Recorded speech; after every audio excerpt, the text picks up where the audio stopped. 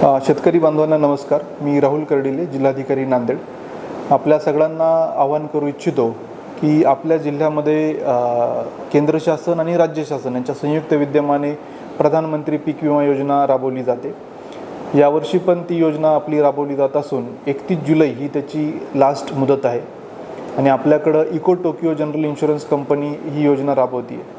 यासाठी आपल्याला जे आवश्यक कागदपत्र आहे ते आपलं ॲग्रीटॅग फार्मर आय डी कार्ड असणं आवश्यक आहे, आपला बँकेचं पासबुक, आपलं आधार कार्ड, आपला सातबारा, हे सगळे डॉक्युमेंट त्यासाठी आवश्यक आहे. आणि नैसर्गिक आपत्ती, अतिवृष्टी, गारपीट, रोग, पिकांच्या येणाऱ्या किडी या सगळ्यापासून जे होणारं नुकसान आहे त्याला एक मोठा इन्शुरन्स किंवा रिलीफ म्हणून ही योजना काम करत असते. आणि अजूनही या योजनेला आपल्याला अर्ज करायचा असेल तर 2 दिवस शिल्लक आहेत.